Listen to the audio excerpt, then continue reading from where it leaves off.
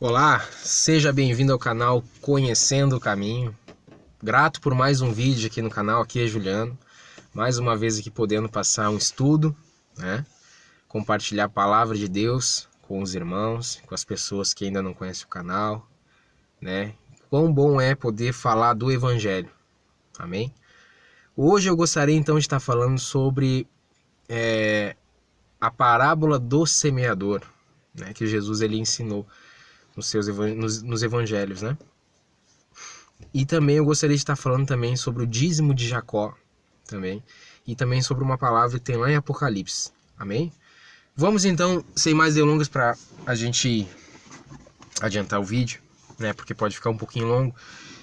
Eu vou ler para vocês, então, muitos já conhecem, né? A parábola do semeador, eu vou ler aqui e aí depois a gente vai comentando sobre isso, tá bom? Então vamos ver aqui.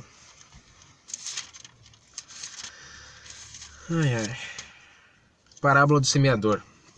No capítulo 13 de Mateus. Tendo Jesus saído de casa aquele dia, estava sentado junto ao mar, e ajuntou-se muita gente ao pé dele, de sorte que, entrando num barco, se assentou, e toda a multidão estava em pé na praia. E falou-lhes de muitas coisas por parábolas, dizendo: Eis que o semeador saiu a semear. E quando semeava, uma parte da semente caiu ao pé do caminho, e vieram as aves e comeram-na. Outra parte caiu em pedregais, onde não havia terra bastante, e logo nasceu porque não tinha terra funda, mas vindo o sol, queimou-se e secou-se, porque não tinha raiz. E outra caiu entre espinhos, e os espinhos cresceram e sufocaram-na. E outra caiu em boa terra e deu fruto, um a 100, outro a 60, outro a 30. Quem tem ouvidos para ouvir, que ouça. Aí no no versículo 18, Jesus vai dar a explicação da parábola, né? E ele vai dizer o seguinte: Escutai vós, pois, a parábola do semeador. Ouvindo alguém a palavra do reino e não entendendo, vem o maligno e o arrebata o que foi semeado no seu coração. Este é o que foi semeado ao pé do caminho. Porém, o que foi semeado em pedregais é o que ouve a palavra e logo a recebe com alegria, mas não tem raiz em si mesmo, antes é de pouca duração. E chegada a angústia e a perseguição por causa da palavra, logo se ofende. E o que foi semeado entre espinhos é o que ouve a palavra, mas os cuidados deste mundo e a sedução das riquezas sufocam a palavra e fica infrutífera. Mas o que foi semeado em boa terra é aquele que ouve e compreende a palavra e dá fruto. E um produz 100, outro 60 e outro 30. Amém? Então nós vemos que Jesus ele ensina que o reino de Deus ele é semelhante ao homem que pegou a semente e saiu a semear. A semente é a palavra de Deus, né? O homem é o próprio Cristo, vamos dizer assim. É o próprio Cristo, né, que veio trazer a semente. Veio plantar a semente do Evangelho, a semente do reino de Deus, né? A semente de como as pessoas devem proceder, devem se santificar, devem andar em amor, em justiça, em temor a Deus, né? Essa palavra do reino, né? Então, você vê que muitos ouvem a palavra e logo recebem a palavra com alegria, elas se convertem. Mas por não terem uma raiz, essa pessoa ela não tem uma raiz, ela não tem o coração dela entregado 100%, quando vem a angústia, quando vem a tribulação, a perseguição, quando vem o maligno usando pessoas para colocar a semente do mal, como ela não tem uma raiz, ela não está 100% focada em Cristo, então logo ela se ofende e acaba se afastando do Evangelho.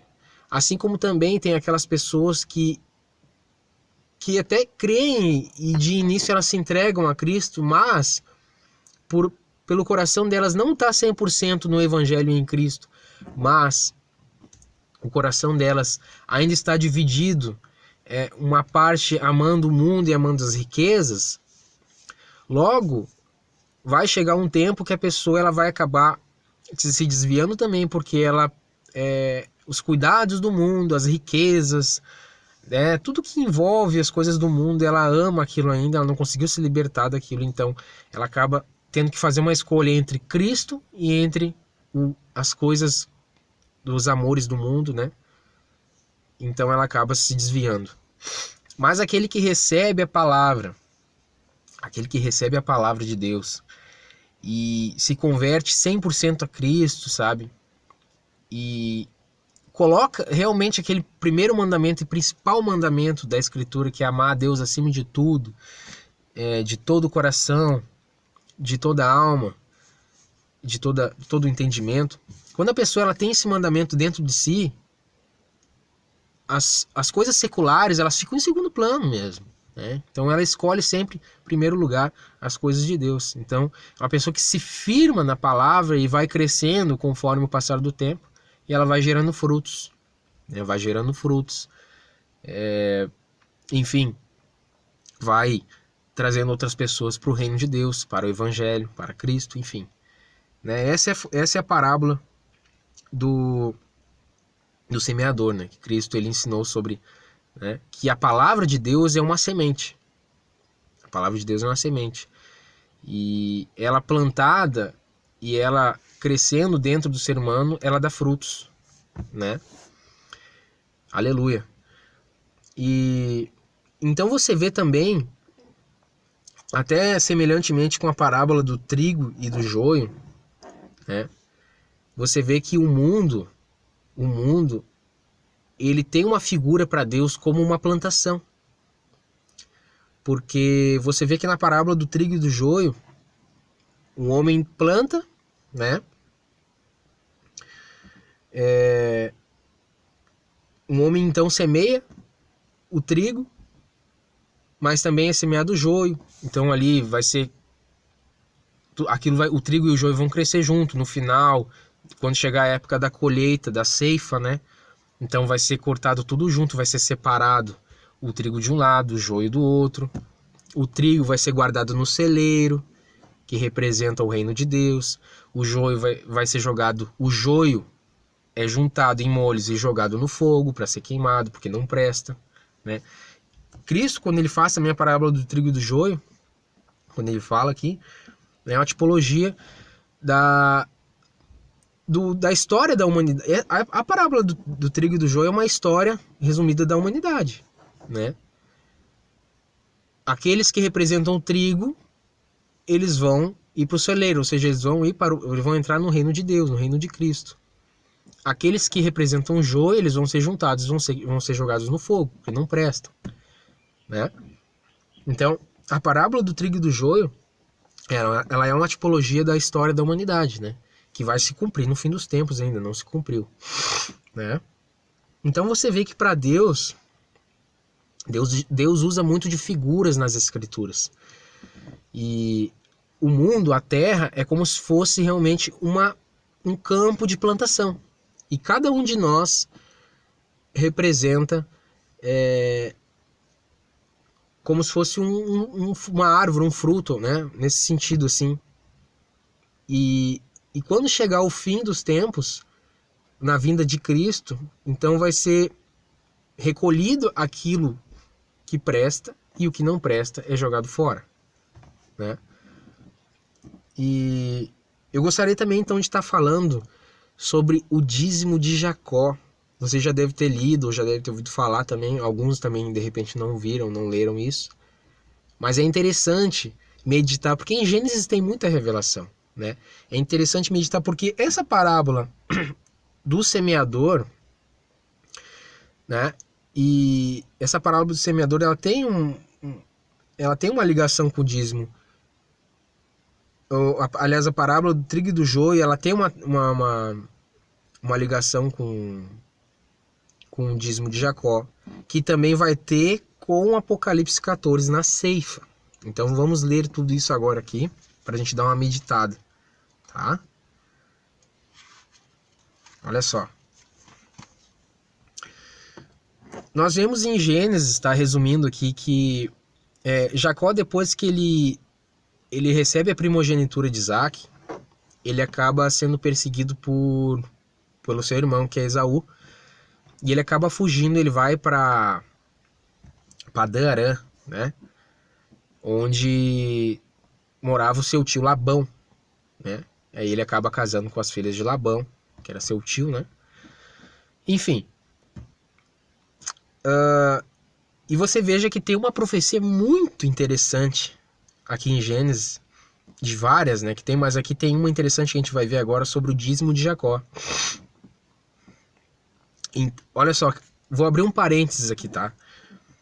Quando eu era de uma denominação, eu me lembro que os pastores usavam esses versos aqui para dizer que o próprio Jacó ele já devolvia o dízimo. Mas falavam isso totalmente fora de contexto, né? Porque a gente vai ver que esse dízimo de Jacó é uma profecia. Isso aqui é uma profecia, não foi algo literal. Porque Jacó, você não vai ver em nenhum momento em Gênesis, nenhum momento, você vai ver Jacó dando dízimo. Porque a lei, ela foi vir séculos depois, para referente ao dízimo. Quando os descendentes de Jacó, os descendentes de Israel, eles, depois da libertação da escravidão do Egito, aí depois lá no Monte Sinai, né, Deus ele faz aliança, um casamento, um pacto com o povo, que é a lei, né? E através dessa lei também tinha a lei do dízimo, né? Que eles deveriam então recolher 10% das primícias da colheita, né, dos alimentos no campo, e levar até os sacerdotes, levar até a tribo de Levi. Amém? Mas isso foi vir bem depois da época que Jacó viveu ali, procedeu na sua juventude ali, enfim, na sua vida, né, construiu a sua vida. Então você vê que Jacó ele nunca deu dízimo. Isso aqui é uma profecia, você vai entender. Muitos já entendem, mas tem pessoas que ainda não entenderam, né? Então isso é muito interessante, essa parte aqui. É muito maravilhosa essa profecia que tem aqui. Vamos dar uma olhada aqui no capítulo 28 de Gênesis, tá? Diz assim: Partiu, pois, Jacó de Berseba e foi a Harã. Foi-se a Harã, e chegou a um lugar onde passou a noite, pois já o sol era posto. Tomou uma das pedras daquele lugar e a pôs por sua cabeceira, e deitou-se naquele lugar. E sonhou, ou seja, Jacó ele deitou no chão, botou uma pedra como travesseiro, né? E ele dormiu. Aí então veio um sonho para ele, e sonhou. E eis era posta na terra uma escada, cujo topo tocava nos céus. E eis que os anjos de Deus subiam e desciam por ela. Você vai ver que em João, se eu não me engano, no capítulo 1, no finalzinho do capítulo 1, Jesus vai dizer que ele é a representação dessa escada que os anjos de Deus sobem e descem, né? Porque você vê que Cristo é o mediador, né? Cristo é o caminho até o Pai. Então, realmente, Cristo ele é uma figura de uma escada do ser humano se ligando ao Pai, né? Isso é interessante. Eis era posta na terra uma escada cujo topo tocava nos céus, e eis que os anjos de Deus subiam e desciam por ela. E eis que o Senhor estava em cima dela e disse: Eu sou o Senhor, o Deus de Abraão, teu pai, e o Deus de Isaque. Esta terra em que estás deitado te darei a ti e a tua semente, e a tua semente será como pó da terra, e estender-se-á ao ocidente e ao oriente, ao norte e ao sul. E em ti e na tua semente serão benditas todas as famílias da terra. E eis que estou contigo, te guardarei por onde quer que fores, e te farei tornar a terra, porque te não deixarei até que haja feito o que te tenho dito. Acordado, pois, Jacó do seu sono, disse: Na verdade, o Senhor está neste lugar, e eu não sabia. Aí vamos pular aqui no versículo 18. Olha só, que interessante. Então, olha a profecia que tem aqui. Então levantou-se Jacó pela manhã, de madrugada, tomou a pedra que tinha posto por sua cabeceira e pôs de coluna, pôs por sua coluna e derramou azeite sobre ela, em cima dela. E chamou o nome daquele lugar Betel, que significa casa de Deus, Betel. E chamou o nome daquele lugar Betel, o nome. Porém, daquela cidade dantes era Luz.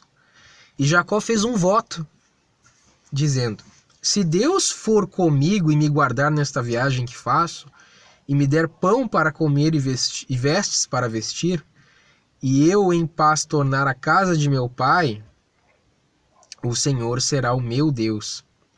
E esta pedra que tenho posto por coluna será a casa de Deus, e de tudo quanto me deres, certamente te darei o dízimo.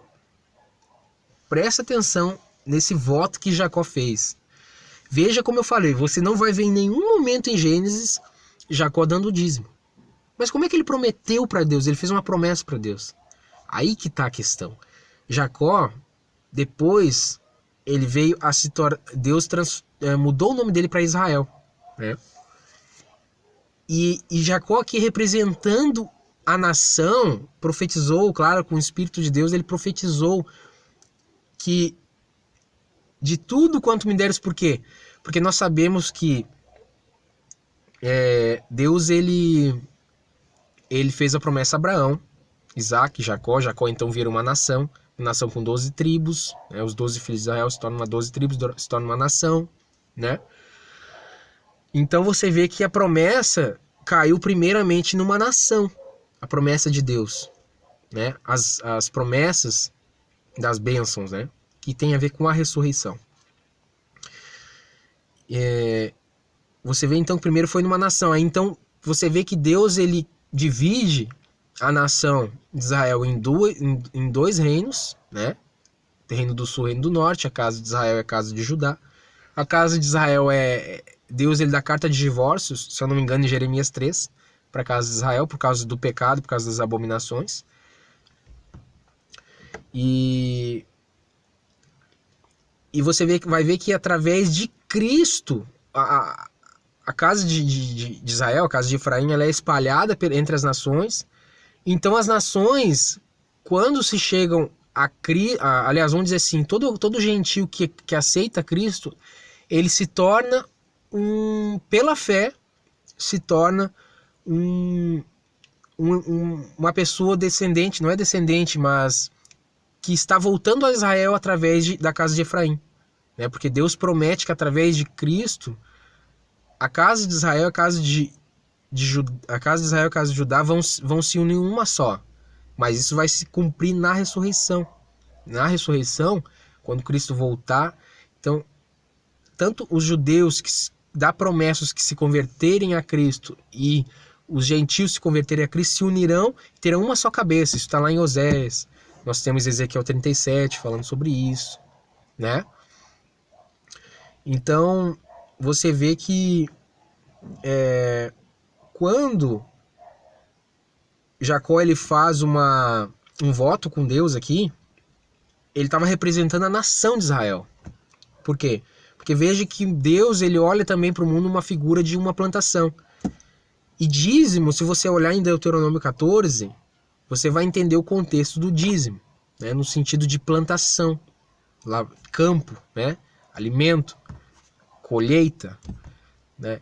E você vai ver que aqui Jacó, ele está dizendo que tudo quanto me deres, ou seja, todos que o Senhor me der, ou seja, na nação de Israel, porque Jacó vai se tornar uma nação, te darei o dízimo, ou seja, de tudo que me deres, eu te darei as primícias, porque assim era na lei, né? Assim as pessoas tinham que colher as primícias e dar ao sacerdote. A figura do dízimo na lei, ela é uma figura de Israel, Jacó dando o dízimo para Cristo quando ele voltar, né? Porque você vê que na lei as pessoas tinham que pegar os seus melhores alimentos, as primícias, né? E dava para o sacerdote.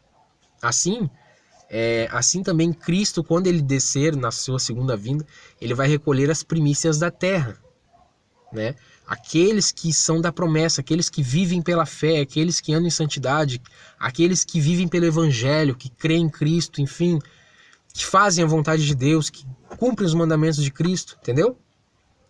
Esses são as primícias da terra, né?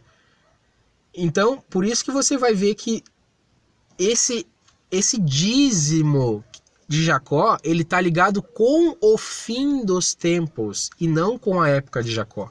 Isso aqui é uma profecia, porque você não vai ver, mais uma vez eu vou falar, você não vai ver Jacó dando dízimo aqui em Gênesis. Essa promessa é uma profecia que o Espírito de Deus estava dentro de Jacó e falou isso. Não tem outra explicação. Como é que Jacó ia falar disso por ele mesmo? Não, isso aqui é uma profecia. É uma profecia de Israel.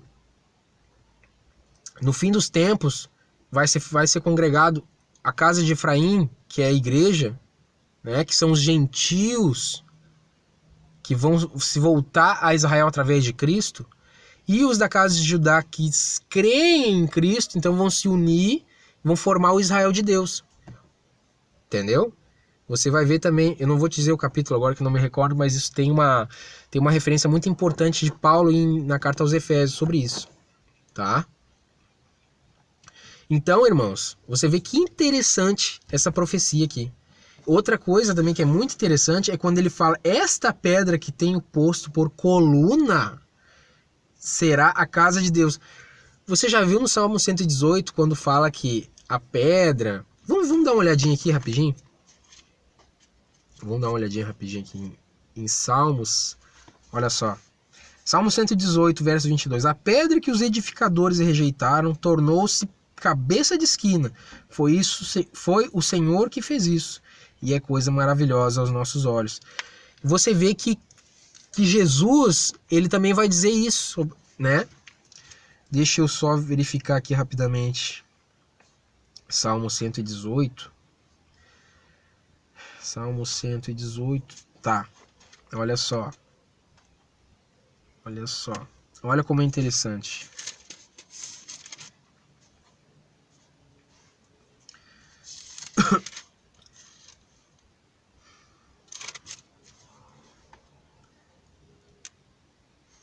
Vamos ver aqui.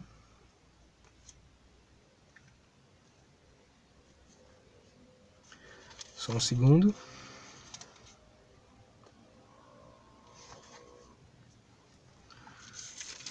Aqui, ó.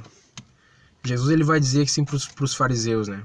Nunca lestes nas escrituras a pedra que os edificadores rejeitaram, ou seja, relendo, aliás, Jesus citando o Salmo 118, né? Nunca lestes nas escrituras a pedra que os edificadores rejeitaram, essa foi posta por cabeça do ângulo. Pelo Senhor foi feito isso e é maravilhoso aos nossos olhos. Você vê que Cristo, ele é a rocha, Cristo é a pedra no sentido de figura, tá? Da casa de Deus, no sentido de uma figura. Pedro vai dizer que nós somos pedras vivas, né? E você vê que Cristo é a pedra de alicerce principal da casa de Deus, né? Então você tem Cristo sendo aquele que morreu e ressuscitou, trazendo o evangelho, trazendo a ressurreição para nós, a vida eterna, ele sendo a pedra de alicerce da casa de Deus. E você vê que todos aqueles que são seus discípulos, que creem e vivem a sua vontade, vivem o evangelho, vivem, né, renunciam o mundo para viver o evangelho, se tornam pedras vivas em cima desse alicerce, formando a casa de Deus, né? E interessante que aqui em Gênesis você vai ver exatamente isso, que a profecia sobre Cristo, né? E esta pedra que tenho posto por coluna, será a casa de Deus. Então aqui também está falando de Cristo, né? Aqui nesse versículo 22 fala de Cristo e também fala de tudo que me deres, ou seja, de todos que forem plantados, né, em Israel, certamente te darei o dízimo. Só que em Israel é a casa de Judá, é a casa de Efraim, ou casa de Israel. Então quando Jacó fala tudo quanto me deres, não está falando só dos judeus, está falando dos gentios também. Por quê? Porque Cristo veio para dar salvação aos gentios também, não só aos descendentes na carne de Abraão e de Isaac e de Israel. Amém? Então, todo aquele que se converte a Cristo sendo um gentio, ele se torna um integrante da casa de Efraim pela fé. Entendeu? Eu sei que tem pessoas que até não acreditam nisso, mas enfim, não vem ao caso. Mas, se a gente fizesse um estudo, se eu puxasse um estudo aqui bem mais detalhado sobre isso, eu provaria para você que todo gentio que crê em Cristo e se chega a Deus através de Cristo, ele faz parte sim da casa de Israel, tá? Então olha só que maravilhoso, né? Você vê que Jacó, ele não deu o dízimo, literalmente, mas isso é uma profecia para o fim dos tempos. Você vê que no fim dos tempos, como a gente viu aqui na parábola do semeador e na parábola do trigo e do joio, você vê que a semente de Cristo é plantada, e aí o mundo, né, a plantação vai crescer. Quando chegar no dia da ceifa, vai ser separado, né? Vai ter separação. Vamos dar uma olhadinha aqui em Apocalipse, para a gente ver o final desse contexto do dízimo de Jacó e da semente, da parábola do semeador, etc. Vamos ver aqui.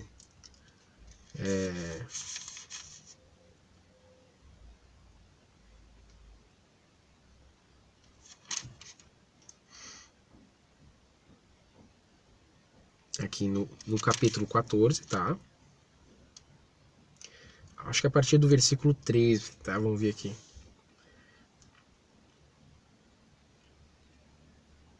A partir do versículo 14, tá? 14. E olhei, o apóstolo João, em visão, Jesus deu para ele a visão, diz assim, no capítulo 14, verso 14. E olhei, e eis uma nuvem branca, e assentado sobre a nuvem, um semelhante ao Filho do Homem, que tinha sobre a cabeça uma coroa de ouro, e na mão uma foice aguda. E o outro anjo saiu do templo, clamando com grande voz ao que estava sentado sobre a nuvem: lança a tua foice e cega. É já vinda a hora de cegar. Ou seja, de ceifar, né? De colher, de cortar ali e fazer a colheita.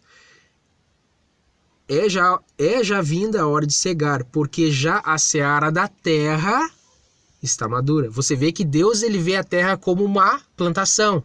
E aqui vai dizer que, em Apocalipse 14, vai dizer, claro que isso vai acontecer ainda no futuro, vai dizer assim, o anjo diz assim, que a seara da terra já está madura. Ou seja, aquilo que em Mateus 28 Jesus fala que para todo mundo, né, fazer discípulos, batizando-os, etc., que quando o evangelho ele chegar até o final em todos os confins da terra, então chegará o fim.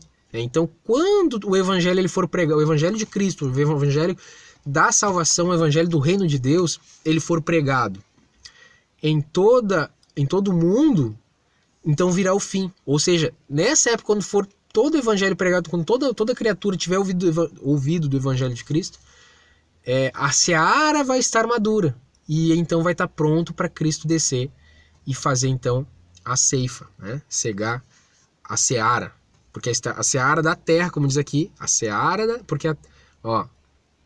porque já a seara da terra está madura. E aquele que estava sentado sobre a nuvem meteu a sua foice e a terra foi cegada. Amém? Eu acho que, deixa eu ver aqui.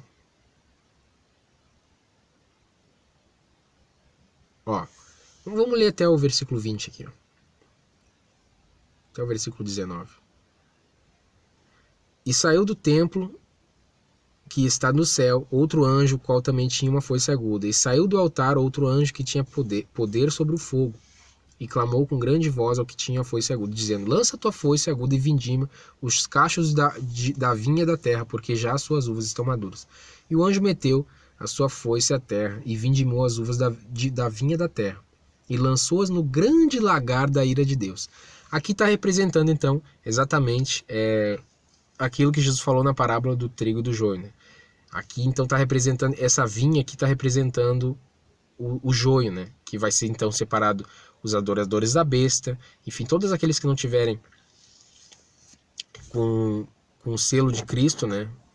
Vamos dizer assim, que não se converteram, né? Que adoraram a besta. Então, esses aqui, então, eles vão ser jogados no lagar da ira de Deus, que é o lago de fogo, que é o Geena, que está escrito no grego, né? O lago de fogo.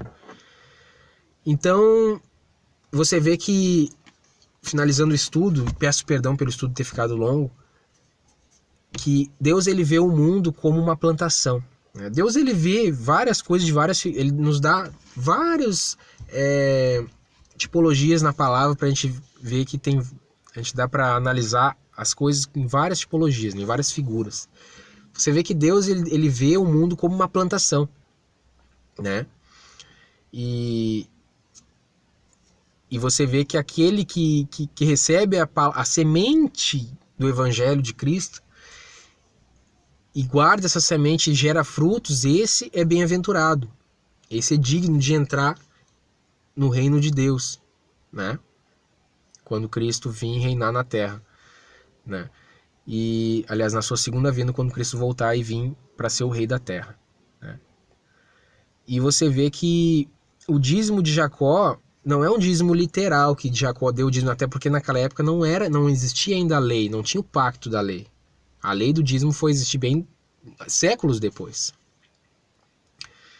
Mas quando Jacó falou do dízimo, ele estava fazendo uma profecia do fim dos tempos, que todo aqueles que fossem implantados nele, certamente ele daria o dízimo, ou seja, ele daria as primícias. Quem é as primícias? Falando das pessoas, as primícias para Deus da terra onde ele vai cegar e vai colher, é todo aquele que crê em Cristo e vive uma vida reta, né? Uma vida pelo Evangelho de Cristo, vive cumprindo os mandamentos, a vontade de Cristo, né? E se torna um santuário do Espírito Santo, faz a vontade de Deus. Enfim, poderia falar inúmeras coisas aqui. Amém? Então nós temos que vigiar, nós temos que estar sempre, dia após dia, lutando para sermos achados dignos, porque a gente não é digno, mas a promessa, né? A promessa da Escritura, da Palavra de Deus é isso, que quando a gente aceita a Cristo, quando a gente renuncia o pecado, então a gente é digno de entrar no reino de Deus, né? Nós vencemos a morte através de Cristo. Quando nós cremos, Cristo disse, né? Aquele que crê em mim, mesmo que pereça, terá a vida eterna, né? Porque aquele que crê nele e aquele que vive e faz a vontade dele, a morte não tem mais poder. A morte literal tem, mas a morte espiritual não tem. Então o que mais importa para nós não é as coisas desse mundo que são passageiros, mas o que mais importa é fazermos a vontade de Deus e entendermos que somente Cristo é o caminho para a salvação. Amém? Espero que esse vídeo venha ajudar alguns irmãos aí que de repente não entendiam sobre essa parte. Peço que você, se você gostou do vídeo, dê seu like para ajudar aí no compartilhamento do vídeo. E peço que você se inscreva no canal Conhecendo o Caminho para continuar recebendo os estudos bíblicos, né, palavras de fé, reflexões. E agradeço aos irmãos aí que têm acompanhado os vídeos, que têm compartilhado. Peço que Deus abençoe em Cristo vocês, com muita paz, com muito refrigério na alma, com muita alegria, a família de vocês também. E vamos adiante seguindo, né, o Evangelho dia após dia. Amém? Que Deus abençoe vocês e até o próximo vídeo.